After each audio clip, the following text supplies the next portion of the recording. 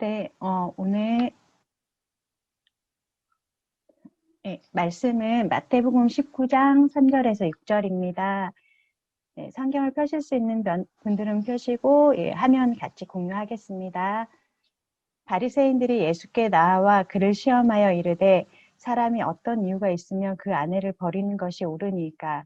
예수께서 대답하여 이르시되 사람을 지으신 이가 본래 그들을 남자와 여자로 지으시고 말씀하시기를 그러므로 사람이 그 부모를 떠나서 아내에게 합하여 그 둘이 한 몸이 될지니라 하신 것을 읽지 못하였느냐? 그런즉 이제 둘이 아니오 한 몸이니 그러므로 하나님이 짝지어 주신 것을 사람이 나누지 못할지니라 하시니. 네, 오늘 저희가 미리 보내드린 그 상자 안에 가이드북 받으셨죠? 예, 가이드북 안에 보면은 말씀 노트가 있습니다. 거기에 말씀 노트에 오늘 말씀과 내일 말씀까지 잘 작성해서 나중에 인증샷 올려주시면 작은 상품을 보내드리겠습니다. 예, 한 장으로 이렇게 부부가 나눠서 필기하셔도 되니까 예, 필기해서 나중에 인증샷 올려주세요. 네, 오늘 말씀은 건강한 가정을 향한 주님의 소원이란 제목으로 조정희 목사님께서 말씀 전해주시겠습니다. 예, 다시 말씀하도록 하겠습니다. 저희 집에 네 아이가 있는데 두 아이는 지금 30살, 28살 된 딸 아들이 있고 또 밑으로 18살, 16살 된 두 아들은 입양한 아이들이에요. 이 아이들이 어릴 때 저한테나 엄마한테 엄마가 저를 낳아주셨으면 더 좋았을 텐데 형 누나는 낳았는데 왜 우리는 안 낳았어요, 뭐 이런 식으로 말하는 적이 종종 있었습니다. 그런데 그때마다 제가 아이들에게 그런 설명을 했어요. 가족이 되는 거는 혈연 공동체, 엄마 아빠가 누구를 낳아서만 되는 것이 아니라 가족이 되는 것은 제일 먼저 엄마 아빠가 만난 게 가족의 시작이야. 그래서 성경에도 보면 모르는 남자와 여자가 하나님 안에서 만나서 약속으로 가족이 되는 게 이게 제일 중요한 가족이다. 그래서 형 누나는 엄마 아빠를 통해서 낳은 아이들이지만 너희들은 가족이 된 거야. 약속으로 가족이 된 거야. 그러니까 똑같이 가족이다. 이렇게 해서 낳은 자녀든 약속으로 된 자녀든 똑같이 가족이고, 가족의 개념이 혈연 공동체, 머릿속에 저는 혈연 공동체가 늘 붙어 있었는데 가족은 혈연 공동체가 아니라 약속 공동체라는 것을 그때 깊이 생각하게 됐습니다. 그래서 오늘 저와 여러분이 전혀 이렇게 면식이 없지만 우리는 예수 그리스도 안에서 한 가족이 되었고 약속 공동체가 되어서 식구가 되었기 때문에 우리 모두가 한 가족이라고 믿습니다. 우리 모두 한 가족이라고 생각하면 아멘. 카드 들어보세요. 예, 잘 듣고 계시군요. 예, 이제 말씀 나누도록 하겠습니다. 저는 나름대로 괜찮은 부모, 또 존경받는 목사의 아들로 자랐습니다. 저희 부친이 울산에서 목회하시다가 이제 자꾸 하셨는데요, 주변의 분들이 많이 존경한다고 그래요. 그래서 저 스스로도 나름대로 좋은 부모 밑에서 잘 자랐고 경건하게 살아왔으니까 결혼하면 결혼 생활도 잘 할 거라고 생각했습니다. 근데 막상 결혼해서 살아보니까 제가 너무나 뭘 모르고 결혼했다는 것을 알게 되었습니다. 결혼 초에는 아주 많이 힘들었고 또 7년, 8년 그리고 지금 30년이 된 지금도 여전히 부족한 자신을 보고 안타까워하기도 합니다. 그런데 참 재미있게도요, 이런 저와 저희 부부를 보고 행복한 가족이라고 말하는 분들도 계시고, 정말 아주 힘들었던 신혼초 군목 이제 강원도 원통에서 고생하며 살았는데 그때 정말 많이 힘들었거든요. 그런데 우리 부부를 보고 우리 군종병이나 우리 병사들 가운데는 자기 부모님 너무 이렇게 힘들게 사는 걸 보고 자기는 결혼 안 하고 혼자 살려고 했는데 목사님 가정 보니 결혼해야겠어요 라는 말을 듣기도 했어요. 무슨 말씀인지 이해하시겠어요? 그들이 볼 때는 행복한 가정처럼 보였지만 사실 저는 참 이 가정생활이 힘들다는 것을 오랫동안 생각을 했습니다. 그리고 나서 주변을 돌아보니까요, 제 친구 목사님들도 그렇고 주변의 성도님들 가정도 보니까 힘든 가정들이 너무너무 많더라고요. 왜 그럴까요? 이 가정을 남자와 여자가 만나서 자기들이 남편과 아내가 만든 작품이라고 착각하기 때문입니다. 오늘 이 시대에 가정에 문제가 생기고 자녀들이 힘든 이유는 이 죄인 아버지 어머니가 가정을 만들었기 때문입니다. 성숙되지 못한 어른들, 남자와 여자가 만나서 결혼했어요. 외형은 어른이지만 실제로 속에는 아이들이 들어 앉아 있는 겁니다. 얼마나 유치한지 모릅니다. 30세, 40세가 되고 심지어 50, 60, 70이 되어도 유치한 생각이 할아버지 할머니들 마음속에도 자리 잡고 있습니다. 잘 보시면요, 아무것도 아닌 거 가지고 삐치고 토라지는 거, 이게 5, 6세 아이들만 그런 것이 아니고 50세, 60세가 되어도 부부가 싸우는 것을 보면 그런 유치한 것 가지고 다툽니다. 그렇게 사실 이 남자 여자 두 사람이 만나도 어떤 분은 6명이 만나서 산다 그래요. 무슨 말인가 하면 이 성인 아이인 남편, 나이만 어른이지 실제로는 성인 아이라는 겁니다. 근데 그 안에 성인 남자 아이와 성인 여자 아이, 그러니까 그를 길러준 어머니 아버지도 여전히 어린 아이가 들어앉아 있다는 겁니다. 또 부인 속에도 성인 여자아이인데 그 속에 또 성인 남자아이, 성인 여자아이, 그의 부모님들도 연약한 모습이 그대로 있기 때문에, 그래서 성인 아이들 6명이 모여서 사니까 멀쩡하게 잘 들리나요? 네. 멀쩡하게 어른스럽다가도 갑자기 유치한 싸움을 일으키고 티격태격하는 것이 바로 그런 이유 때문입니다. 성숙치 못한 죄인들이 만나 자기들이 가정을 이루려고 하면서 생긴 문제라는 겁니다. 하나님이 원하시는 행복한 가정을 이루기 위해서는 가정의 기원이 무엇인지, 가정이 얼마나 중요한 곳인지 성경을 통해서 배워야 합니다. 최초의 가정은 아담과 하와가 만나서 만들어낸 것이 아닙니다. 가정은 아담과 하와의 작품이 아니라 누구의 작품이라고요? 하나님의 작품입니다.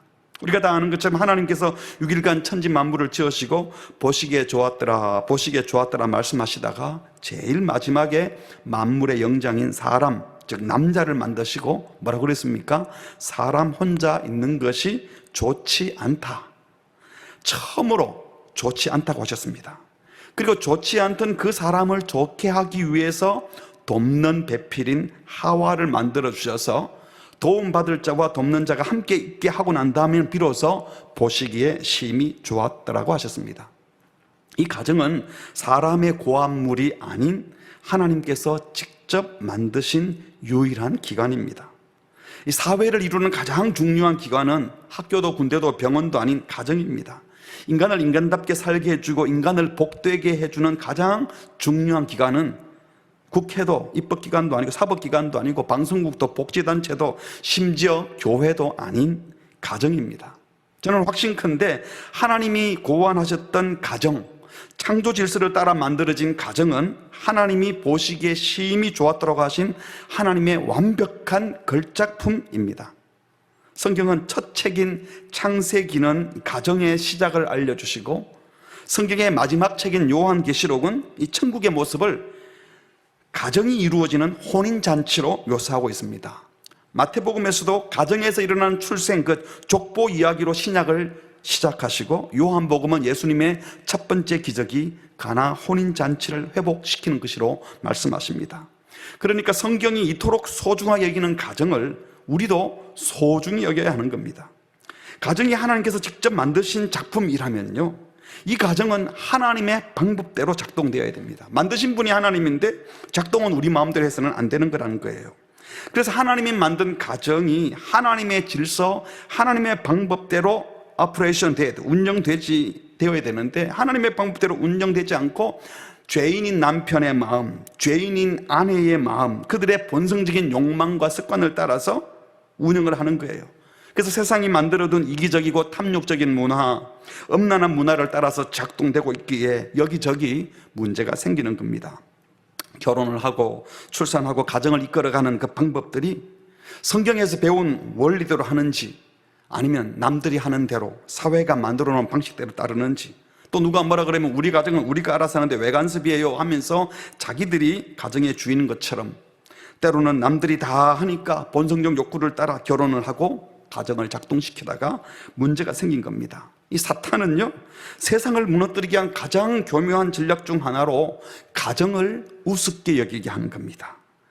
그래서 가정을 깨뜨리는 거예요. 그래서 사탄은 결혼과 가정을 소홀히 대하게 만들 뿐만 아니라 그 가정의 개념 자체를 왜곡시켜 버렸습니다. 사람들 가운데 그런 말을 하잖아요. 요즘은 뭐 그런 말 잘 안 하겠지만, 남자가 여자 치마 폭에 쌓여가지고 남편이 여자가 자기 비밀 통장 하나 정도는 따로따로 갖고 있어야 돼. 이런 식의 말들, 이게 세상이 만들어낸 잘못된 말들이잖아요. 저는 부교육자 면접을 볼 때 한 번씩은 그렇게 질문을 해보아요. 가정과 교회 중에 뭐가 더 중요하다고 생각합니까? 지금 우리 목사님들에게 물으면 금방 다 가정이라고 대답을 하겠지만요, 처음 면접 볼 때 이렇게 질문하면 이렇게 삐죽삐죽하게 대답을 못해요. 가정이 더 중요하다라고 하면 교회 일 안 하고 가정 일만 할 거냐, 이런 눈치를 보는 것 같고, 또 교회가 더 중요하다 그러면 또 뭐라고 야단 맞을까 걱정하는 듯한 느낌을 받았어요. 사실 교회 안에서도요, 사탄이 결혼과 가정을 소홀히 대하게 만듭니다. 이 핑계 저 핑계 대면서 하나님이 만드신 가정과 결혼을 가볍게 생각하게 만들고, 남편과 아내가 함께 있는 시간이 자꾸 적어지고, 자녀들이 가정에서 부모와 함께 있는 시간이 절대적으로 적습니다. 교회 일 때문에 선교나 전도나 설교하는 일 때문에 저처럼 가족들과 시간 보내지 못하고 바쁘게 사는 것이 마치 헌신된 삶의 징표인 듯이 만든 분위기예요. 간혹 그 유명한 목사님들 가운데 그래요. 교회 일 너무 바빠서, 주의 일 너무 바빠서 아이들 쳐다볼 시간도 없었는데 하나님이 이렇게 우리 아이를 잘 키워줬다고 이렇게 간증하는 분이 간혹 있습니다. 여러분, 그런 분들은 정말 간혹 있는 거고요. 그래서 망한 자녀들이 더 많습니다. 목사가 주의 일 한다고 자녀 돌보지 않고 내가 주의 일 했더니 자녀를 키워준 게 아니라 엉망진창이 된 일들이 훨씬 더 많다는 겁니다. 제 주변에는요, 아버지 학교 한다고 하는 그 성도님 가운데는 아버지 학교 운영하는 게 바빠서요, 남들이 볼 때는 아버지 학교하고 다른 아버지 도와주니까 좋은 아버지인 줄 아는데 실제로 그 집의 자녀들은 아빠와 시간을 못 보내서 힘들어하는 경우를 많이 보았습니다. 또 이 결혼과 가정의 개념 자체를 왜곡시켜 두었습니다. 소위 인권을 말하면서 인간의 욕구를 충족시켜 주는 것이 인권인 것처럼 말을 해요. 그리고 가정도 각자의 자기 욕망대로 가정을 꾸리면 되는 것처럼. 그래서 간통이 불법이 아닌지 벌써 오래됐지 않습니까? 동성간의 섹스, 결혼 화법화하겠다고 말합니다. 우리는 모두는 이 죄성, 잘못된 욕구들을 갖고 있는데 그것을 인정해 주는 것이 인권 존중해 주는 겁니까? 아니죠. 뿐만 아니라 출산, 양육은 하나님이 주신 은혜요 선물임에도 불구하고 이 결혼과 부모의 역할을 분리해서 생각하려 합니다. 결혼은 행복하지만 부모 역할을 안 하겠다는 거예요. 마치 이 부모 역할을 하고 자녀를 출산하고 양육하는 것을 벗어버려야 할 짐처럼 느끼는 거. 언제 애들이 커서 우리 좀 자유롭게 놀까, 편하게 지낼까? 왜 이런 일이 벌어집니까? 가정을 만드신 하나님으로부터 가정을 배우지 않고 죄인들이 자기 욕심을 따라 가정을 만들려 하기 때문입니다. 저는 우리 성도들이, 우리 형제 자매들이 해야 할 가장 소중한 사명 중 하나가 하나님이 원하시는 그런 결혼을 하고, 결혼을 했다면 그런 가정을 세우고, 남편과 아내가 정말 성경대로 서로 사랑하고 복종하며 건전한 결혼과 가정의 문화를 만드는 것이라고 믿습니다. 오늘 말씀을 통해서 예수님께서 가정을 어떻게 이해하시고 어떤 가정을 원하시는지, 가정을 향한 주님의 소원이 무엇인지 확인하여 오늘 이 말씀을 듣는 우리 모든 성령부 지체들이 건강한 가정을 꼭 이루어내기를 주님의 이름으로 축복합니다.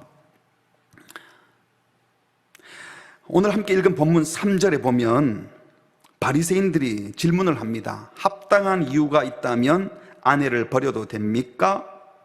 바리새인들이 예수께 나와 그를 시험하여 이르되 사람이 어떤 이유가 있으면, 이 말은 합당한 이유가 있다면 그 아내를 버리는 것 옳습니까? 이 고대 사회에서는요, 남자들이 여자를 물건처럼 함부로 취급했습니다. 그래서 모세는 이혼 정서를 써서 이 공식화 시켜서 함부로 아내를 버리지 못하게 한 거죠. 이 서류를 쓰라, 이혼 정서를 쓰라는 것은 아무렇게나 버리지 않도록 하기 위한 조처였습니다. 그러니까 이 법은, 이혼 정서를 쓰라고 한 이 법은요, 남자들이 합법적으로 이혼할 빌미를 주는 법이 아니라 당시 무시받던 여인의 인권을 보호해주고 이혼 남용을 막으려는 법이었습니다. 그런데 바리새인들은 율법의 취지를 무시하고 남성들의 그 이기적 욕망을 더 합법화하기 위해서 이 율법을 남용했던 거예요. 그래서 예수님은 인간의 완악함 때문에 주신 이 최소한 규정인 율법 규범이 아니라 이혼해도 됩니까? 정서 주면 됩니까? 라는 그 율법 규범에 대한 해설을 하지 않고 하나님이 남자와 여자를 처음에 어떻게 만드셨는지, 창조 질서, 창조 원리를 따라 어떻게 결혼을 해야 하는지 성경 말씀을 친히 인용하면서 말씀하십니다. 4절 말씀입니다. 4절에 보시면 예수께서 대답하여 이르시되 사람을 지으신 이가, 하나님이 처음 사람을 지을 때 본래 그들을 남자와 여자로 지으셨다. 남자만 아니라 여자도 하나님이 직접 만드셨다라고 하시죠. 그리고 27절에도 보면 하나님이 자기 형상 곧 하나님의 형상대로 사람을 창조하시되, 여기 중요한 게 하나님의 형상대로 지은 사람이 누군가 하면 남자와 여자를 창조하시고, 첫 번째로 생각할 것은요, 남자만이 아니라 여자도 하나님의 형상대로 지음받았다는 겁니다. 남자와 여자가 똑같이 사람이고 똑같이 하나님의 형상대로 지음받았어요. 왜요? 남자와 여자지 똑같이 귀한 존재이기 때문입니다. 그런데 성경은 남자를 돕는 배필로 여자를 만드셨다고 설명합니다. 왜요? 남자 혼자는 온전하지 못했기 때문입니다. 2장 18절입니다. 창세기. 여호와 하나님이 이르시되 사람이 혼자 사는 것이 좋지 아니하니, 천지를 창조하면서 앞서 말한 것처럼 매일매일 보시기에 좋았더라. 매일매일 말씀하셨던 하나님께서 여자 없는 남자는 좋지 않다고 하시고, 남자 혼자는 하나님의 온전한 형상을 드러내기에 부족하다고 말씀하신 거죠. 그래서 내가 그를 위하여 뭘 만든다고요? 돕는 배필을 짓겠다 하셨습니다. 그리고 19절에 여호와 하나님이 흙으로 각종 들짐승과 공중의 각종 새를 지으시고 아담이 무엇이라고 부르나 보시려고 그것들을 그에게로 이끌어 가시니 아담이 각 생물을 부르는 것이 곧 그 이름이 되었더라.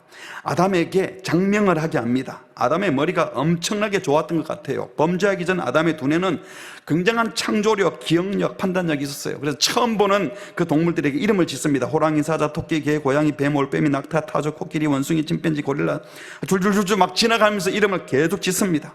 20절 아담이 모든 가축과 공중의 새와 들의 모든 짐승에게 이름을 주니라. 우리 한국 성경에는 없지만 원문에는 그런데 또는 그러나 아담에게는 돕는 배필이 없으므로, 아담이 다른 짐승들의 이름을 일일이 붙여주면서 발견한 것이 있었는데 모두 다 짝이 있는데 자기만 짝이 없다는 것을 발견하게 한 겁니다.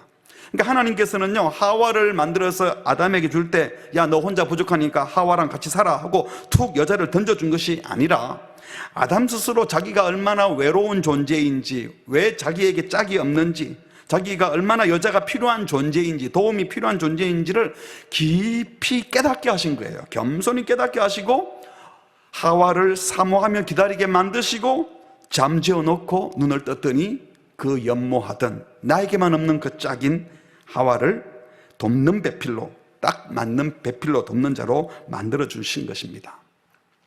여자 없는 남자는 온전하지 못합니다.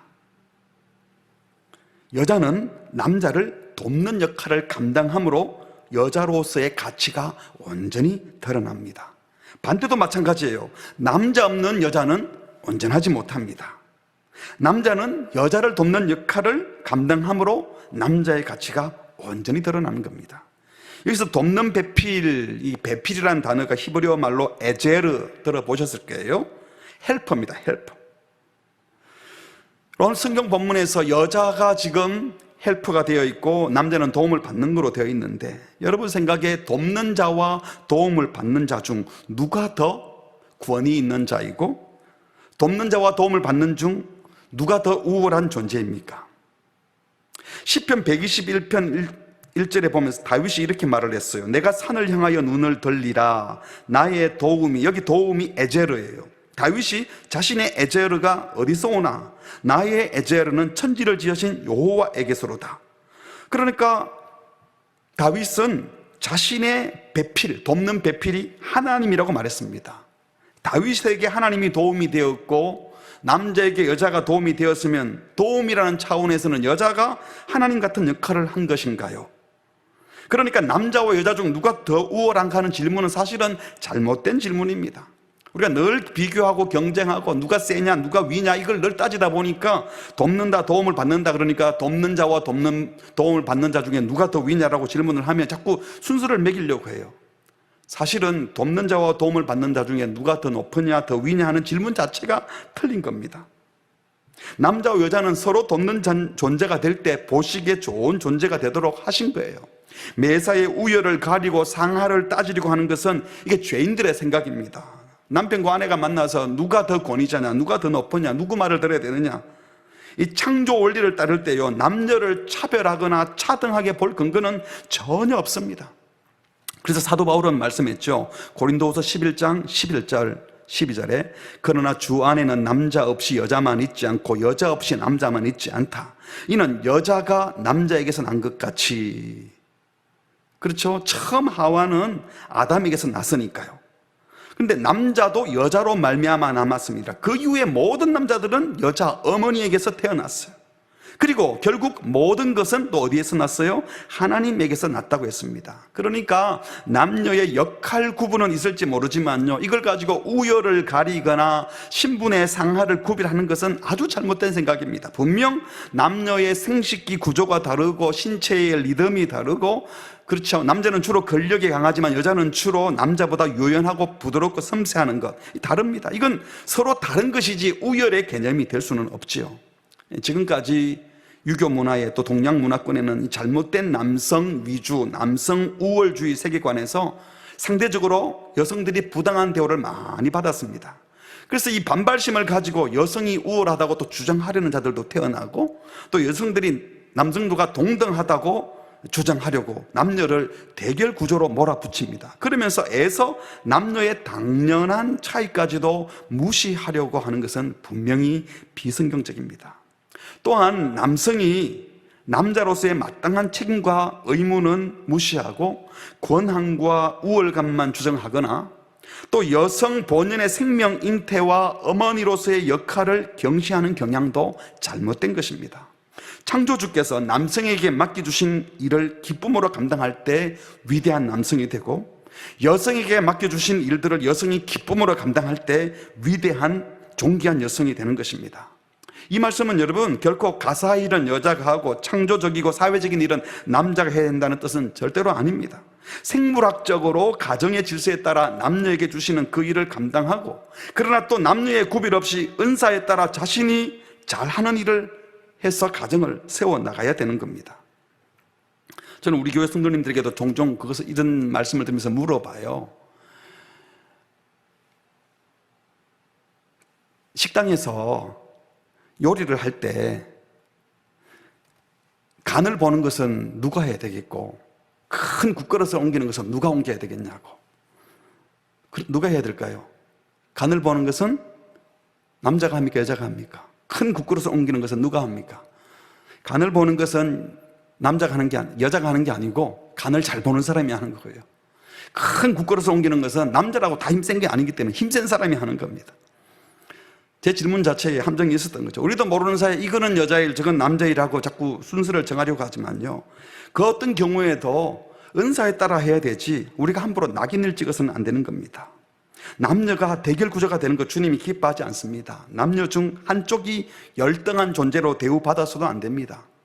어쩌면 남자가 가사 일을 하고 여자가 밖에서 생산적인 일을 할 수도 있어요. 그러나 출산은 못하죠. 여자가 하는 거죠. 우리도 모르는 사이에 여자를 무시하거나 반대로 남자를 대적하려는 생각, 이거 성경적이지 않습니다. 유교적 관습을 따라서가 아니라 성경 말씀을 따라서 남자로서의 위치를 지키고 여자로서의 위치를 지켜내어야 합니다. 하나님이 자기 형상대로 친히 빚은 남녀 모두가 존귀한 존재라는 사실을 그 어떤 경우도 잊지 말아야 합니다. 어느 한쪽도 우월하거나 열등하지 않습니다. 하나님은 결혼을 통하여 남자 여자가 서로 존귀히 여기고 서로 부족을 채우고 보완하도록 서로 돕도록 창조하셨습니다. 이것이 창조하실 때 남편과 아내, 남자와 여자와의 관계입니다. 에베소서 5장 21절에 보면요, 그리스도를 경외함으로 피차 복종하라 라고 말씀하시고, 이어서 아내는 남편에게, 남편은 아내에게, 그리고 이어서 자녀는 부모에게, 부모는 자녀에게, 사실은 서로 복종하라고 합니다. 우리도 모르게 이 에베소 5장을 읽으면서도요, 남자는 아내를 사랑하고 여자는 남편에게 복종한다 이렇게 설명하지만 사실은 5장 21절에 피차 복종하라는 말씀 다음에 하시는 말입니다. 주님을 섬긴 자는 주님께서 우리를 섬겨주신 것처럼 서로 섬겨야 합니다. 남녀 부부 사이에도, 심지어 부모 자식 사이에도요, 서로 섬겨야 하는 거예요. 자식이 부모를 섬기고 부모도 자식을 억압하는 게 아니라 섬겨야 돼요. 직장의 상사와 아래 사람 사이도 서로 섬기는 질서가 성경의 질서입니다. 모든 사람들을 만날 때 내가 먼저 섬김으로 서로 섬기는 질서를 만들어내라는 것이 성경의 가르침입니다. 가정이 하나님의 방법대로 작동되어야 한다고 할 때 잊지 말아야 될 제일 중요한 원리가 있다면 그것은 바로 남편과 아내가 동등한, 모두 다 하나님의 형상대로 지음받은 자, 그래서 서로에게 배필이 되어야 한다는 겁니다. 부부는 서로에게 돕는 배필이 되어야 합니다. 다시 말하면 남편과 아내는 모두 도움이 필요한 연약한 존재라는 거예요. 누가 그러더라고요. 남편 100점, 아내 100점, 그래서 합쳐서 200점 되는 부부는 아무도 없다고. 우리 모두 죄인이고 환자입니다. 도움이 필요한 존재이기 때문에요. 그러니까 둘이 만나서 200점 되는 게 아니에요. 한참 연애할 때 처음에는 연애 기간이 길지 않은 사람들은 신혼 초기에는요, 두 사람이 합하면 못할 것이 없을 것 같고 가슴이 콩닥콩닥 뛰고요, 배우자가 200점, 300점으로 보입니다. 그래서 가슴 뛰는 마음으로 신경정신과 의사 선생님에게 가서 물어보면 그 당시는 신경분열증 증상이 있답니다. 그 정상이 아닌 거죠. 2년, 3년, 5년 살다 보면요, 죄와 상처, 기질 이런 게 다 드러납니다. 처음에는 너무 좋았는데 잘못 고른 게 아닌가라는 생각이 듭니다. 100점의 배우자를 기대하지 마십시오. 잘못된 겁니다. 사실은 50점, 50점 이 기대 이하 아닙니까? 60점도 안 되는 50점, 50점 부족한 자들이 모여서 서로 100점짜리를 만들어내는 겁니다. 교회에서도 목사가 100점짜리기를 바라면 안 돼요. 50점짜리 목사와 50점짜리 성도가 만나서 100점을 만들어가는 거예요. 부부 사이도 마찬가지입니다. 50점짜리가 만나서 서로 돕는 배필이 되는 거예요. 그래서 배우자의 부족함을 보면, 아, 그래서 날 배우자라 보내시구나. 저 부족한 점은 나보고 메우라고 하시구나. 사랑하니까 도와주는 것이죠. 여러분, 살림도 잘하고 바깥일도 잘하고 몸매도 이쁘고 음식도 잘하고 공부도 잘하고 가문도 좋고 성경도 좋고 신앙도 좋고 형제들에게도 잘하고 남편에게도 잘하고 일도 잘하는 그런 여자는 세상에 절대로 없습니다. 원래 그런 여자가 없어요. 반대로 여자들이 생각하는 그런 이상적인 남편 없습니다. 이 정도는 되어야지, 그 정도가 잘못된 기준이에요. 그런 남편 없습니다. 하나님은 부족한 남편과 아내가 만나서 둘이 합하여 부족한 점을 서로 메워줌으로 부족한 점이 보일 때, 아, 이거 나보고 하라는 말씀이구나 받아들일 때 하나가 되는 겁니다. 그런데 죄인들은 은혜가 없습니다. 자기의 잘못은 덮어주기를 바라면서 좀 봐주지, 이 정도 잘못한 것 가지고 뭐 이렇게 야단을 쳐 라고 하지만 상대방의 잘못은 눈뜨고 못 보는 거죠. 다 패쳐서 말을 하고 언급하고 그래서 상처를 주죠. 그래서 어른들이 부부 싸움하는 것을 보면요, 고상한 문제로 안 싸웁니다. 초등학교 2학년, 3학년 수준의 내용으로 싸워요. 속상해서. 여러분, 지적하고 고쳐주려고 하지 마십시오. 배우자를 지적하고 고쳐줘서 변화되는 법은 없습니다. 분노만 쌓입니다. 그냥 도와주십시오. 약점이 보이면 지적하고 욕하지 말고, 아, 내가 도와야겠구나 하고 돕는 배필의 사명을 감당하십시오.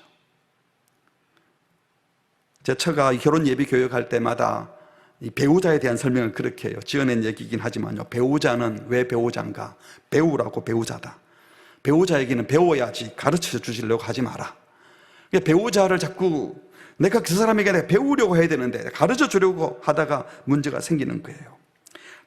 바라기는 이 배우자의 사명, 서로 돕는, 서로 배우려고 하는 사명을 잘 감당하고 내 장점으로 배우자의 약점을 뜯어 고치는 것이 아니라 내 장점으로 배우자의 약점을 덮어줘서 고치는 자가 아니라 돕는 자가 됨으로 서로 돕는 부부, 서로 사랑하는 가정, 서로 섬기는 가정을 꼭 이루시기를 주님의 이름으로 축복합니다. 아멘. 두 번째로, 첫 번째는 서로 돕는 배필이 되라는 거였습니다. 남편과 아내가 모두 다 하나님의 형상으로 지음받았기 때문에. 두 번째 크게 주시는 말씀은 남자는 부모를 떠나서 아내와 합하여 한 몸을 이루어야 한다라고 하셨습니다. 5절 말씀을 같이 한번 읽어보실까요? 시작. 말씀하시기를 그러므로 사람이 그 부모를 떠나서 아내에게 합하여 그 둘이 한 몸이 될지니라 하신 것을 읽지 못하였느냐. 아내와 합하여 둘이 한 몸 되기 위해서는, 쉽게 말하면 결혼하기 위해서는 부모를 떠나라 라고 하십니다. 그러니까 부모를 떠나라는 것은 왜 떠납니까? 한 몸 되기 위해서 떠나는 겁니다. 다시 말해서 남편과 아내가 온전히 하나 되는데 그 어떤 장애 요인도 있지 않아야 되기 때문에 부모를 떠나서 배우자와 연합하여 한 몸을 이루라 하는 겁니다. 이 말씀을 오해하면 안 되는 게 첫 번째로요, 한 몸 되기 위해서 부모를 떠나라는 게 결혼하면 반드시 분가해야 된다, 모든 관계 정리해야 된다, 부모를 섬길 필요가 없다, 부모 공경을 그만두라, 효도 중지 명령이 절대로 아니라는 겁니다. 여러분, 내 부모를 공경하라 하는 이 제5계명은요 결혼한 자녀에게도 유용해요. 잠언을 읽어보면은 네 늙은 아비와 어머니를 공경하라 그럽니다. 늙은 아비와 어머니를 공경할 그 자녀들은 대부분 다 장성하고 결혼한 자녀들 아니겠습니까? 결혼했다고 자녀로서의 책임이 끝나는 건 절대로 아닙니다. 결혼 전에는 부모에게 의존하던 사람이 가정을 이루면, 독립하면 이 말은 책임 있는 존재가 되는 겁니다. 책임 있는 부모가 되어서 남편과 아내가 가정을 이루어 보고 어머니 아버지 역할을 하면서 이제는 부모님을 더 잘 섬겨야 되는 거죠. 그전에는 몰랐는데 내가 엄마가 되어보니, 아빠가 되어보니 우리 엄마 아빠가 이러셨겠구나 생각하면서 이제는 부모가, 그전에는 내가 의지했지만 이제는 부모가 경제적으로 또 정신적으로 부모가 자녀에게 의존하게 해야 되는 거예요. 이제는 공경하고 섬길 대상이 되는 겁니다. 의존할 대상이 아니라, 그전에는 내가 부모에게 의존했다면 이제는 부모를 공경하고 더 섬겨야 되는 거예요. 그 대신 아내와 연합하여 하나가 되어야 합니다. 효도한다고 해서 하나가 안 되면 안 돼요. 두 번째로, 이 부모는요, 자녀들도 떠나야 되지만 부모가 결혼한 자녀를 떠나 보내어야 합니다. 배우자와 한 몸 될 수 있도록. 이런 차원에서 부모는 자녀가 정령이 되어 결혼하게 되면요, 아들이든 딸이든 떠나보내는 것을 당연하게 생각해야 됩니다. 끼고 살면 안 돼요. 매사에 간섭하는 거 성경적이지 않습니다. 오늘 성년부 식구들 가운데는 아직 아들, 딸을 시집 보내고 장가 보내는 사람은 없지만요, 여러분 만약에 이제 자녀들을 그렇게 보낼 때 결혼해서 배우자 만나서 하면 마음껏 편안하게 기쁘게 떠나 보내야 돼요. 제가 이 본문을 가지고 설교한 적이 있었는데요, 설교를 마치고 신방을 갔는데 권사님 한 분이 저한테 그래요. 목사님, 사실 지난주에 말씀하신 그 떠나 보내라는 거, 아이고 우리 사위가, 그러면서 우리 사위가 그 부모를 아직도 못 떠났어요. 근데 부부가 교수였어요.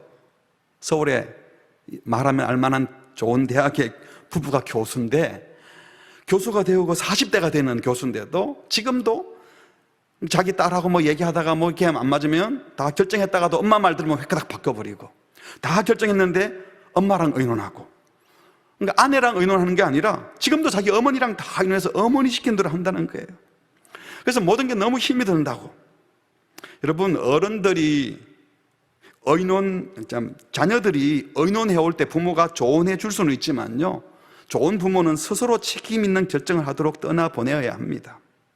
그래서 배우자와 한 몸을 이루도록, 행복한 가정을 이루도록 돕는 것이 부모의 마땅한 역할입니다. 그러므로 부모는 결혼한 자녀가 자신의 배우자에게 더 잘하는 것을 당연하게 생각하고, 그 누구보다 배우자를 깊이 사랑하고 배우자가 하나 되도록 돕는 게 부모의 역할이에요. 그러니까 지금 어린 자녀를 키우는 여러분들은 그때 그렇게 해야 되니까 지금 있을 때 잘해야 되는 거예요. 지금 최선을 다해서 사랑하고 이 아이가 책임 있는 인격체로 자랄 수 있도록. 여러분, 부모 자식 간의 관계 이전에 부부 관계가 우선인 것 기억하셔야 됩니다. 지금도 여러분 자녀들보다 퇴근하고 난 다음에 아이 찾기 전에 와이프를 찾아야 됩니다. 아이 찾기 전에 남편을 찾아야 된다고요. 그래서 아이들이 어릴 때부터 엄마 아빠가 행복하게 지내는 모습, 부부 관계가 좋은 모습을 잘 보여주는 게 최고의 교육이에요. 그래야 얘네들이 자라고 나서도 그런 건강한 가정을 이루는 거예요. 자식 챙긴다고 오냐오냐 하고 자식만 챙기는 것이 자녀를 잘하는 것이 아니라는 것입니다. 결혼한 자녀가 행복하게 사는 것이, 부모에 근심되지 않는 것이 최고의 효도입니다. 물론 명절 될 때 아무리 부모를 자주 찾아가도 자녀들이 행복한 가정을 이룬 상태에서 부모를 찾아뵈야 기분이 좋지, 맨날 다투고 그러면서 명절 되니까 찾아오기는 왔는데 부부 관계가 안 좋아 보이고 자녀들과 힘들어 관계에 보이면 그건 누가 좋아하겠습니까? 한 몸 되기 위하여 부모를 떠나지만 효도는 하되, 또 부모도 떠나보낼 준비를 계속하고 지금부터도 그런 마음으로 해야 하는 겁니다. 또 세 번째로 생각하는 것은요, 한 몸을 이루기 위해서는 한번 같이 해볼까요? 자막에 나오는 대로 시작. 배우자의 매력에 반응하는 욕망이 아니라 배우자의 필요에 반응하는 사랑으로 한 몸을 이룰 수 있다. 여기 부부가 결혼하여 한 몸이 된다는 것은요, 단순히 남녀의 성적 결합만을 의미하는 게 아니에요. 하나님이 원하시는 인격적인 연합, 완벽한 조화, 경쟁과 비교가 아닌 서로 사랑하고 배려하고 서로를 향하는 마음이 너무 강력하여 마치 둘이 하나인 것처럼 여겨지는 그런 하나됨을 둘이 한 몸 되는 거라고 말씀하신 겁니다. 이것이 바로 하나님이 제일 먼저 만드신 남편과 아내, 부부의 하나됨, 부부의 신비한 연합입니다. 이 한 몸 된 경험을 통해서 그리스도와의 신비한 연합을 미리 맛보게 하고 싶으셨던 겁니다. 그런데 이게 절대로 쉽지 않아요. 남녀가 만나 서로에게 매력을 느끼고 연인의 매력에 푹 빠져 있을 때요, 자신의 모든 것이라도 줄 것 같고 다 감싸 안을 것 같지만 가만히 생각해 보면요, 그게 정말 상대방을, 연인을 정말 사랑하고 정말 그를 위해서 희생하고 싶기보다는 자기 감정에 충실한 사랑인 경우가 많아요. 자기 욕망 욕구에 충실한 반응이라는 거예요. 왜요? 내가 좋잖아요. 서로에게 매력을 느껴요. 너무 매력적이야. 매력적이다, 어트랙티브하다 할 때 매력적인 것이 좋은 이유는 누구 때문입니까? 사실은 내가 좋은 거예요. 어떻게 생각하면 이용하는 거죠. 나의 욕구 충족을 위해서. 그러니까 배우자의 매력에 반응하는 것은 사실은 사랑이 아니라 나의 욕망이고 본능이죠. 진정으로 사랑하여 하나가 되는 것은요, 배우자에게 그런 외적인 본능적인 매력이 다 사라지고 부족한 것이 더 많이 보이고 심지어 배우자와 함께 있는 것이 불편하다고 해도, 예를 들어서 배우자가 알아 누워 있거나 아무 일도 못하면 내가 에너지를 다 쏟았고 도와줘야 되잖아요. 품고 가야 되니까 얼마나 힘이 들겠어요. 자기 감정, 자기의 본성적 욕구에 충실해서 느낌대로 하는 사랑은 짐승들도 하는 겁니다. 이 본능이 느껴지니까. 하지만 주님이 저와 여러분에게 하라고 하신 사랑은요, 매력에 반응하는 내 욕망을 품어나는 게 아니라 약점과 부족함을 알지만 그 배우자의 뭐에 반응하라고요? 필요. 사랑하니까 사랑하는 배우자가 뭘 필요로 하는지 그 필요를 채워주고 그 마음을 이해하고 받아주는 것, 이게 사랑입니다. 이게 진정 한 몸을 이루는 사랑이에요. 그래서 결혼 전에는 매력에 반응하는 사랑, 느낌에 충실한, 감정에 충실한 사랑 할 수 있어요. 하나님께서 묘하게도 결혼 전에는요, 서로가 매력적으로 보이게 하기 때문에 서로 사랑하는 줄 아는데 여기에 빠지면 오해를 하는 거예요. 결혼 후에도 계속 그렇게 매력적이지 않습니다. 이제는 그렇게 만나게 하셨지만 결혼하고 난 다음에는, 약속을 하고 난 다음에는 상대방의 필요에 반응하여 책임지는 사랑. 그래서 사랑장, 고린도전서 13장에 나오는 사랑이란 하는 내용들을 다 보시면요, 이게 느낌이나 감정으로 얘기하지 않고 모두 다 의지와 결단이 필요한 겁니다. 오래 참고 바라고 견디고 노력해야 합니다. 그게 무슨 사랑입니까? 그게 사랑이에요. 착각하면 안 돼요. 우리에게는 그런 사랑이 없기 때문에 느낌대로 내가 하고 싶은 대로 하는 건 사랑이 아니에요. 내 감정이 안 따라오니까 안 할래가 아니라는 거예요. 우리가 이렇게 필요를 채워주는 사랑을 하려면 공부해야 됩니다. 누구를? 배우자를. 배우자가 뭘 원하는지, 뭘 필요로 하는지. 저는 결혼한 지 30년이 되고 지금도 아내의 마음을 이해를 못하고 다 몰라서 잘해준다고 했는데 오히려 화를 불러일으키고 더 마음을 상하게 하는 일들이 종종 있습니다. 알기 위해서는 자꾸 노력하고 지금 배우자의 모습을 형성해온 과거의 부모님과의 관계, 친구 관계, 동창생, 그가 수십 년 해왔던 삶의 습관들 또는 MBTI 이런 기질들을 통해서도 어떤 성품이고 어떤 기질이고 어떤 행동 성향이 있는지, 언제 더 화가 나고 언제 기뻐하고 뭘 더 좋아하는지, 이걸 자꾸 이해하고 품고 받아내고 용납하는 것, 이게 하나 되어 가는 과정입니다. 이게 용납해서 하나가 되려고 하면 이게 힘이 들죠. 받아내야 되니까. 근데 나랑 딱 맞으면 참 좋겠지만 나한테 맞지 않아도 받아내야 돼요. 이게 한 몸을 이루는 사랑입니다. 그러니까 여러분, 한 몸 되는 사랑은 결혼하고 첫날 밤 신혼여행 갔다 온다고 하나가 되는 게 아니고요, 평생 해야 될 과업입니다. 평생 해야 될 과업. 지난번에 우리 임원들하고 이렇게 팀장들하고 얘기할 때 결혼 참 12년이 됐어요, 몇 년이 되어도 힘들어요. 그래서 제가 속으로 그렇게 생각했죠. 20년 돼도 힘들고 30년 돼도 계속 힘들어요.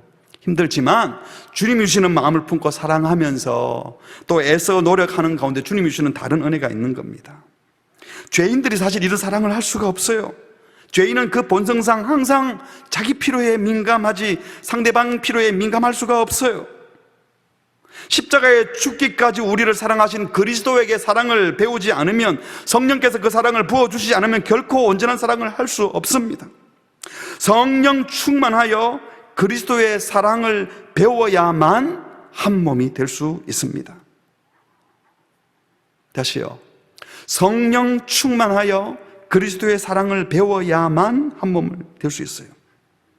앞에도 언급했지만 에베소서 5장에 보면요, 남편과 아내의 관계를 설명하기 전에 5장 18절에 술 취하지 말라 이는 방탕한 것이니 오직 성령의 충만함을 받으라 하고 성령 충만을 언급합니다.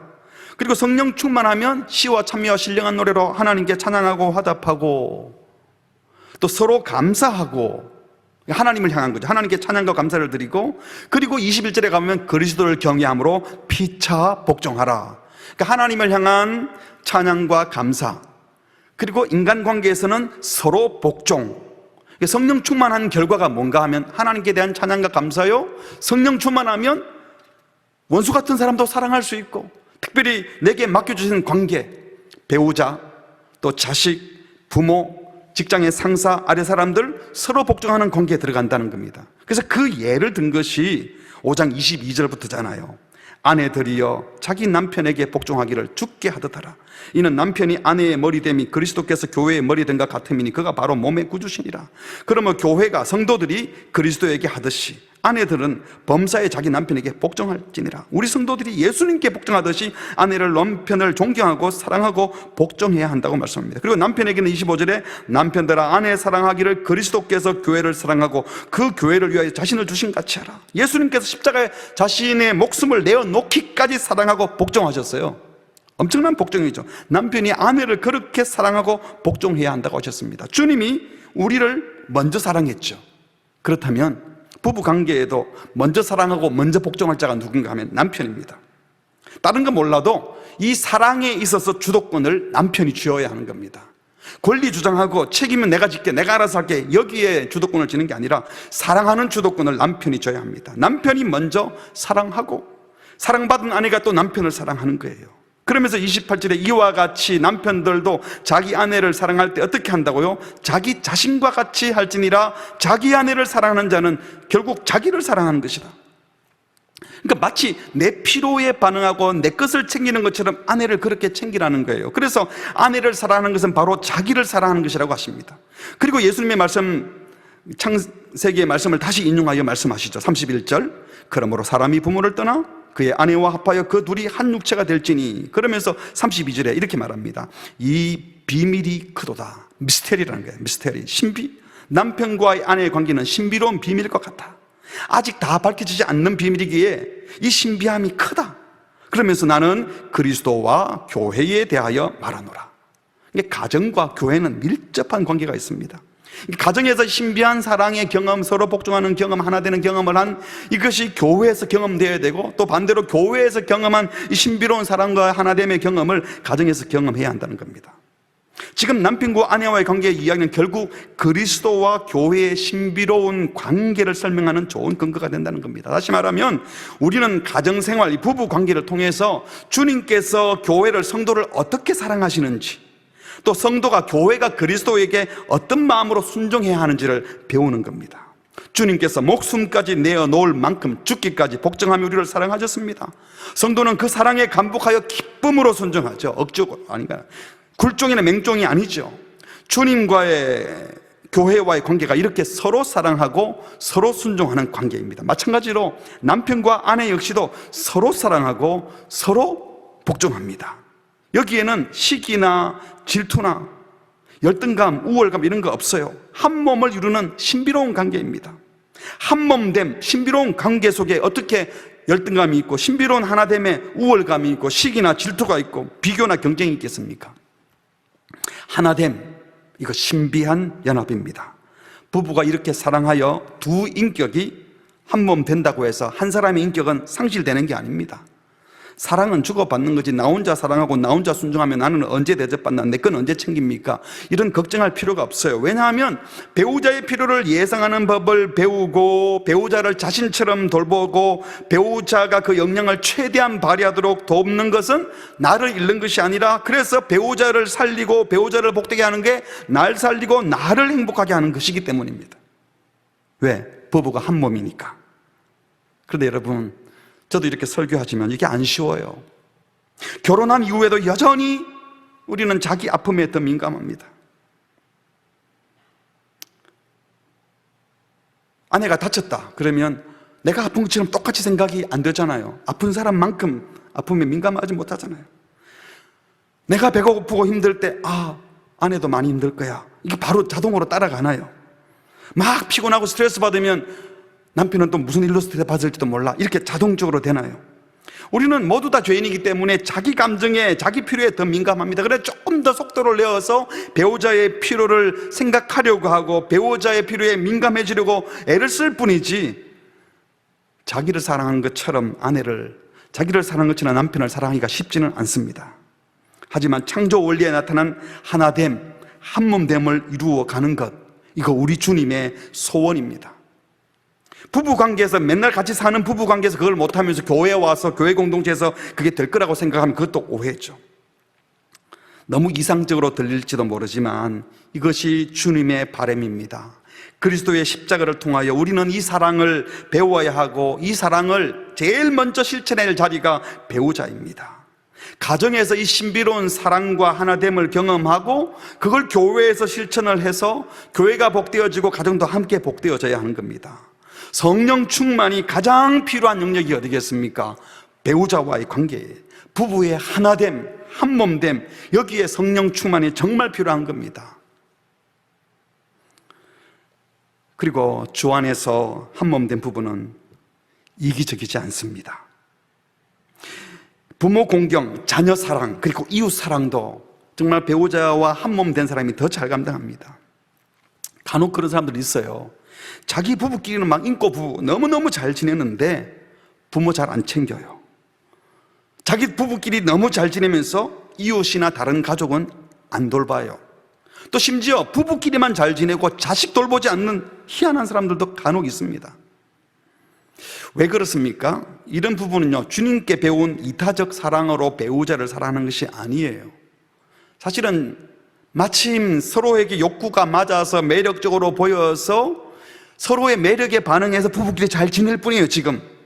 근데 이런 사람들은요, 죄송합니다만 결정적인 순간에 남편도 버리고 아내도 버릴 사람들입니다. 지금 잘 지내는 이유가 맞으니까, 나한테 잘해주니까, 그리고 내가 좋아하니까 잠시 잘 지내는 거예요. 마침 죽이 맞을 뿐이에요. 이기적인 부부는요, 오래 못 갑니다. 그리스도에게 배운 희생적 사랑으로 배우자를 사랑하는 가족이라면요, 절대로 이 배우자 자기 가족만 챙기려다가 이웃 가정을 무시하거나 어른들을 섬기지 않거나 하는 이런 이기적 사랑을 못합니다. 주 안에서 한몸된 부부는요, 절대로 자기만 사랑하지 않고 자기 자식만 챙기지 않고 이웃의 자녀들도 챙기고 부모도 잘 공경하고 이웃도 사랑하게 되는 겁니다. 여러분, 그 장기려 박사님 얘기 들어보셨죠? 아내를 북에 두고 월남에서 아내가 살아있는 것을 알면서도 다른 여인을 취할 수 없다고 평생 혼자 사셨던 그 보건병원을 세우셨던 그 장기려 박사님. 이 장 박사님이 당시 대통령의 이 특별 배려로 북한을 방문하게 했는데 아내가 살아있다는 소식을 듣고 가게 했는데 거절했다고 합니다. 그 이유는 다른 사람들이 모두 가지 못하는데 나 혼자 특별 대우를 받아 갈 수는 없다는 이유 때문이었다고 해요. 그러면서 하시는 말씀이, 모든 이산 가족이 가족 상봉을 할 때 나도 같은 상황에서 가라면 가겠다 하면서 남의 아픔을 생각하는 사랑 때문에 얼마든지 누릴 수 있는 자기 아내를 만날 이 특혜와 특권을 거부했다고 합니다. 이 방북 허가를 거절하는 장기려 선생을 특권을 누리고 특혜를 베푸는 데 익숙했던 당시 정권은요, 방북 허가를 거절하는 장기려 선생을 이해하지 못했습니다. 당시 권력자들은 뭔가 특혜를 주면 금방 받아 먹었는데, 그래서 그분들이 그랬대요. 왜 국가 원수의 배려를 거절하려느냐? 예의가 아니지 않느냐? 사모님 자식을 생각해 보라. 그래서 대통령 각각께서 그렇게 하라고 하면 그냥 가지. 자식을 생각해서라도 가라고 주변의 사람들이 계속 독려했대요. 그랬더니 장 박사님이 억지로 보낸다면 가겠지만 만약 나를 북으로 보내면 난 거기서 죽을 때까지 살 거요. 그러려면 보내주시오 라고 했다고 합니다. 이 장기려 박사님처럼 주님께 배운 사랑으로 아내와 한 몸을 이루어 사랑하는 사람은요, 이기적으로 자기 아내만 사랑하지 않습니다. 이 말은 관계를 다르게 한다는 뜻 아닌 거 아시죠? 그 사랑으로 자기 가정만 세우지 않는다는 거예요. 이 사회를 건강하게 하고 국가를 복되게 할 겁니다.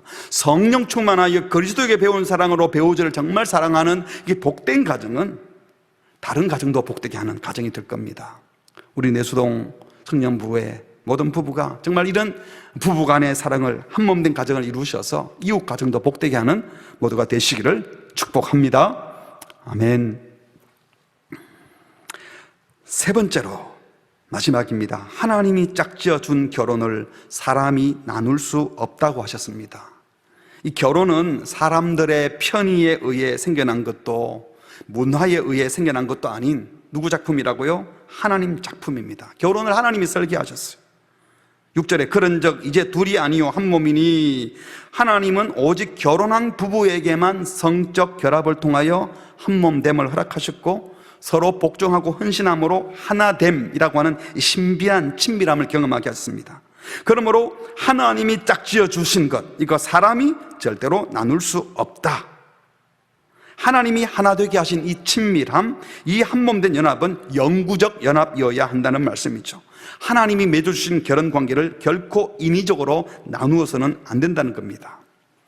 근데 여러분, 연애신문이나 이런 데 보면요, 우리가 사랑해서 결혼했고 사랑해서 함께 살았지만 지금은 사랑하지 않는다고, 서로 사랑하지는 않으면서 사람 눈치 때문에 억지로 결혼관계 유지하는 것, 서로 속박하는 거 아닙니까? 우리는 감정에 솔직하고 싶습니다. 쿨하게 헤어지고 친구처럼 잘 지내기로 했어요. 인터뷰하고 원수처럼 어른거리며 사는 것보다, 억지로 유교 도덕이 매여서 결혼관계 지키는 것보다 우리는 쿨하게 헤어지고 서로 피곤하게 하지 않고 친구처럼 잘 지내게 했어요. 여러분, 멋있어 보입니까? 이거 다 사탄들이 만들어내는 헛소리들입니다. 하나님의 형상대로 지음받은 우리들은요, 느낌 따라 본능 따라 살아가는 동물들이 아닙니다. 죄된 본성을 가진 인간들이 느낌과 본능에 따라 다 말하고 다 행동하고 다 행동으로 옮겨버리면 여러분, 이 세상은 온통 더러운 쓰레기장이 될 겁니다. 우리가 결혼 예배를 왜 드립니까? 결혼 예배 가운데 하나님과 여러 정인 앞에서 서약을 하죠. 왜 서약을 합니까? 언약을 맺어요. 왜? 쉽게 바뀌는 내 감정, 연약한 죄인의 내 감정으로는 이 결혼 언약을 유지할 수 없음을 인정하기 때문에 하나님 앞에 서약하고 정인을 세워놓고 언약식을 하는 겁니다. 느낌대로 살다가 자기 마음대로 헤어지고 싶다면 결혼 예배, 결혼식 같은 거 안 해도 되죠. 느낌대로 그냥 만나서 살면 되죠. 정말 주님이 원하시는 가정을 이루기 원한다면, 그래서 여러분, 결혼 예배를 소중히 여겨야 합니다. 돈 들여서 화려하게 하는 결혼 잔치가 아니라 하나님 앞에서 엄숙하고 진지하게 경건한 예배를 드립니다.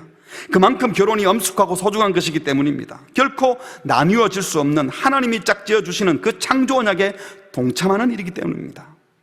우리 내수동 식구 모두 결혼을 소중히 여기시고, 이미 결혼한 우리 모든 가정들은 어떻게 해서든 이 건강한 가정을 이루고 또 다른 사람들이 건강한 가정을 이루도록 돕는 여러분들이 되시기를 바랍니다. 최근 통계로 우리나라 이혼율이 40%에 육박하고요, 그 어떤 나라 못지않게 쉽게 결혼하고 쉽게 이혼하는 것이 현실이 되어버렸습니다. 예전에는 유교 문화 때문에 동네 창피하다 해서 이혼 안 하려고 했는데, 이제는 쿨하게 헤어지고 당당하게 나설 수 있는 문화가 되면서 더 쉽게 이혼하는 같은 느낌도 듭니다. 그렇다고 해서 억지로 마지못해 결혼 생활을 유지하면서 한 집에 사는데 부부 관계로 살지 않고 남남처럼 사는 가정, 그것도 성경적 가정이라고 할 수 없어요. 이 교회가 시대 상황을 반영해서 공식적으로 이혼은 괜찮다고 다들 하는 거니까 너무 눈치 보지 말고 다 필요하면 하시라고, 억지로 살지 말고 헤어지라고 말해도 될까요? 그럴 수 없지요. 그렇다면 이미 이혼을 경험한 가족 우리 주변에 있지 않습니까? 재혼한 가족들도 교회 공동체 안에 들어올 수 있어야 되지 않아요? 여러분, 이혼한 사람들은, 또 재혼한 부분들은 숨어 지내야 됩니까? 그렇지 않습니다. 또 지나간 잘못과 실수, 그것에 따른 상처와 어려움들 주님 앞에 솔직히 인정하고 고백하고 용서를 구하고 공동체 안에서 그 얘기를 나눌 때 그것이 허물이 되지 않고 우리의 아픔처럼 받아들이면서 주님이 동에서 서에서 먼 것처럼 우리 죄가를 멀리 하겠다고 하신 주의 말씀을 믿고 사죄함을 받는 기쁨을 누리도록 해주어야 합니다.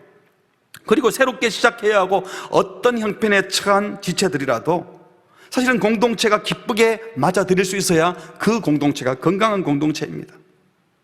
그리고 우리 자녀 세대에게는 다시는 이런 어려움이 없도록, 가족 해체의 아픔을 대물림하지 않도록, 더 건강해지도록 우리가 서로 도와야 되는 거죠. 우리 스스로에게 한번 물어봅시다. 결혼의 아름다움이 남아 있습니까? 오늘 우리 시대의 가정들은 건강합니까?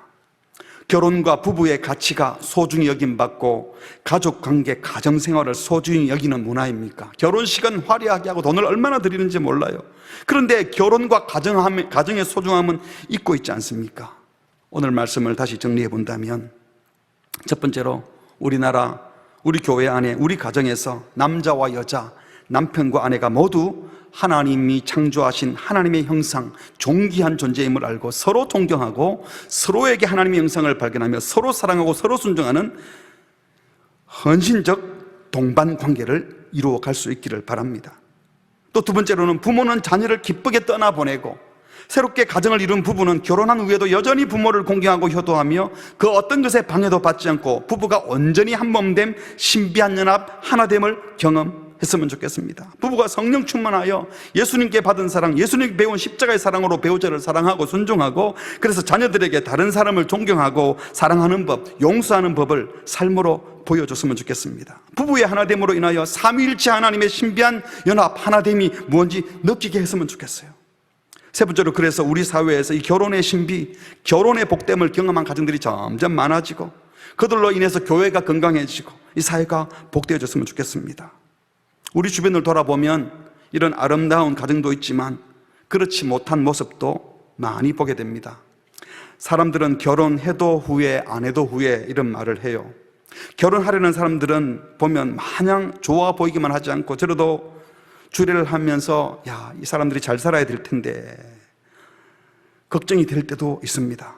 그래도 부부가 좀 더 건강한 가정, 행복한 가정이 되기를 바라서 결혼할 두 사람을 불러서 성경적인 결혼이 무엇인지 가르쳐주고, 또 그 이어서 제 아내가 성격 검사도 하고 상담도 하고 또 성에 대한 책도 읽히고 결혼에 대한 실수를 줄이려고 결혼 예배자 교육을 두 사람만 데리고 하기도 해요. 그리고 과거의 상처도 좀 미리 말해보기도 하고. 여러분, 근데 이런 교육을 했다고 다 잘 사는 게 또 아니에요. 이런 노력을 하면 실수야 조금은 줄일 수 있을지 모르지만 결혼에 대해서 몇 주간 공부한다고 온전한 결혼 생활을 하는 것이 아니라는 겁니다. 어떻게 해야 되겠습니까? 어떻게 해야 될까요? 이런 모든 문제는 엄격히 말해 남녀 관계의 문제, 인간 관계의 문제가 아니라 하나님을 떠난 죄의 문제입니다. 건강한 가정을 세우기 위해 하나님께로 돌아와야 합니다. 죄인들은 하나님을 예배하지 않고 온통 자기만 사랑하고 자기 욕구 충족을 위해 살아갑니다. 사랑한다는 남녀를 가만히 보면 서로 사랑하는 것이 아니라 각자 욕망 채우기 위해서 서로 이용합니다. 외로움 달래기 위해서, 성적 만족을 위해서, 혼자 사는 불편함 해소하기 위해서 배우자를 찾아 이용하고는 사랑하는 줄로 착각하는 겁니다. 자기 중심적인 생각에 빠져서 자기 감정에 충실하면서 본능적 욕구 충족을 하면서 사랑이라고 착각합니다. 그런 욕망 추구하는 사랑은 결국은 헤어지게 만들고 관계를 깨뜨리고 말 겁니다. 같이 살아도 같이 사는 것이 아닌 부부들이 얼마나 많은지 몰라요. 부부 관계에, 부모 관계에 금이 가고 형제 관계에 금이 가고 이웃 관계에 금이 갑니다. 이게 다 죄인의 모습입니다. 하나님은 호세아 선지자에게 엄탕한 여인 창녀 고멜을 데리고 와서 아내로 삼고 엄탕한 자녀를 낳으라고 했습니다. 마치 목사인 제보고 창녀촌에 가서 창녀와 결혼해서 자식 낳고 그리고 목회하라는 것과 똑같은 명령을 하셨어요. 이것은 거룩하신 하나님께서 엄탕한 창녀 같은 이스라엘을 버리지 않고 마치 처녀인 것처럼 받아들이시고 사랑하겠다는 메시지를 호세아의 삶을 통해서 보여주려고 하셨던 겁니다. 그러면서 말씀하셨어요. 내가 네게 장가들어 영원히 살되 호세아 2장 19절 말씀이에요. 하나님께서 창녀 같은 이스라엘을 처녀로 생각하고 장가들겠다, 우리와 결혼하겠다고 하시는 겁니다. 한번 결혼하면 영원히 떠나지 않겠다고 하셨습니다. 그래서 공의와 정의와 은총과 긍휼히 여김으로 내게 장가들며 진실함으로 내게 장가들리니 네가 여호와를 알리라. 하나님이 어떤 분인지 지식으로 아는 정도가 아니라 부부가 한 몸 되어 서로를 아는 것처럼 하나님이 우리와 한 몸 되고 예수가 우리 안에, 우리가 예수 안에서 예수와 신비한 연합을 이루어서 결혼하여서 그것을 알게 하시겠다는 겁니다. 하나님께서 이스라엘을 향하여 내가 네게 장가들겠다, 창녀 같은 이스라엘을 신부 삼아 결혼하겠다는 것은 하나님께서는 그 어떤 죄인도 이해하고 용서하고 받아주시고 그 누구도 정결한 신부로 만들 수 있는 분이라는 말씀을 하는 것이고, 하나님이 우리와 한 몸 되고 싶어 하시니 주님께 더 가까이 나아갈 뿐만 아니라 주님과 연합하라는 말씀입니다. 주님께서 저와 여러분을 포기하지 않으시고 우리와 결혼하고 싶다고 말씀하셨습니다. 그렇다면 이 주님을 의지한다면 우리는 건강한 가정 이루어낼 수 있습니다. 오늘 이 시대의 모든 문제는요, 죄를 회개하고 하나님께로 돌아가 하나님과의 관계를 회복해야 합니다. 결국은 하나님께로 돌아가지 않으면, 하나님과 관계가 해결되지 않고 인간의 죄 문제가 해결되지 않고 나 안의 정욕의 문제가 해결되지 않으면 절대로 건강한 가정 이룰 수 없습니다. 그래서 예수님이 오셨잖아요. 예수님이 오신 목적은 우리 죄 문제 해결하시고 하나님과 관계 회복시켜서 하나님이 원래 원하셨던 하나님의 형상을 회복시켜서 복된 삶으로 돌아가기 위함입니다. 이렇게 주님과의 관계가 회복되어 제일 먼저 일어나야 될 변화 관계가 뭐라는 겁니까? 그것이 바로 남편과 아내와의 관계, 무너진 가정을 세우고 잘못된 결혼 문화를 바꾸고 더 건강한 가정을 세우는 것이 신자의 교회의 최우선 사명 사역이 되어야 합니다. 어쩌면 우리가 구원받은 이유는요, 건강한 가정을 세우는 것이라 해도 과언이 아니에요.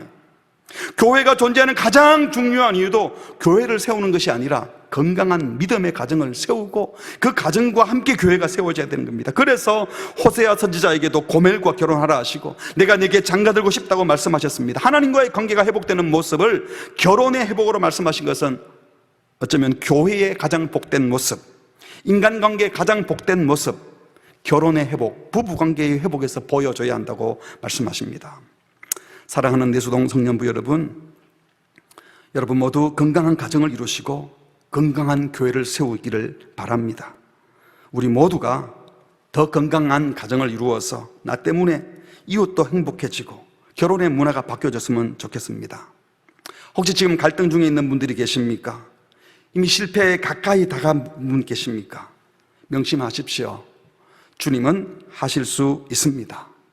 복된 가정 이루어 주님의 사랑으로 회복되시고, 그리고 복된 가정을 통하여 복된 교회를 꿈꾸시고, 지금 내 때만이 아니라 다음 세대에도 더 건강한 사회가 이루어지도록 하기 위해서라도 하나님 주신 소명 붙들고 건강한 교회, 건강한 가정 이루겠습니다, 이런 결심으로 살아가는 우리 모두가 되시기를 주님의 이름으로 축복합니다. 아멘. 함께 기도하겠습니다. 하나님 아버지, 오늘 주신 말씀대로 세상의 관습이나 세상의 문화가 아니라 성경이 가르친 대로 남편과 아내가 모두 하나님의 형상대로 지음받은 소중한 존재인 줄 알고 서로가 부족한 존재인 줄 알아 서로 돕고 서로 사랑하며, 내게 가진 더러운 본능적인 사랑이 아니라 주께서 말씀하신 그리스도의 사랑으로 서로 사랑하는 아름다운 가정을 이루게 하여 주시옵소서. 하나님, 결혼을 우습게 여기고 가정을 쉽게 여기는 이 세상 문화를 오늘 우리 내수동 성년부 식구들을 통하여 바꾸어 놓게 하시고, 먼저 그 가정이 하나님과의 관계가 회복됨으로 말미암아 모든 관계가 회복되어 건강하고 복된 가정을 이루게 하여 주시옵소서. 예수님의 이름으로 기도합니다. 아멘.